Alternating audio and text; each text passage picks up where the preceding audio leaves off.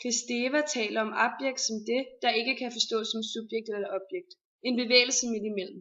Abdicere fra latin at kaste bort. Et objekt er udskilt fra kroppen. Spyt, snot, lort, urin, opkast, ørevoks, sved, sæd, blod, sårskorper, tænder, negle, hår, skæl, afrevne lemmer, hudflager, der falder af gamle menneskers ben, når man tager støttebindene af det, proteser, så snart de afmonteres, et gebis i et glas vand, et glasøje i en æske. Et barn udskilles fra moderens, altid moderens krop. Kan barnet derfor betragtes som objekt for hende? Når barnet er født, fortsætter den uudskilte relation en tid. Barnet lever af mælk fra hendes bryst, men barnet anses ikke som objekt.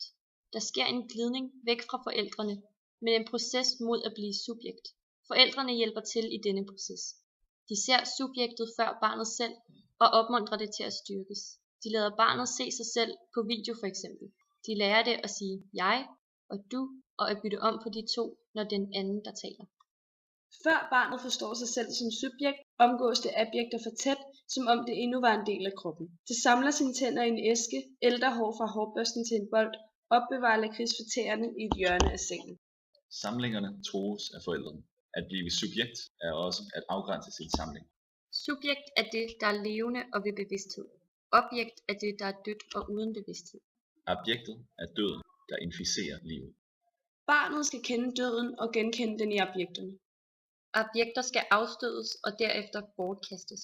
Ikke gemmes i poser og æsker. Ikke kæles for.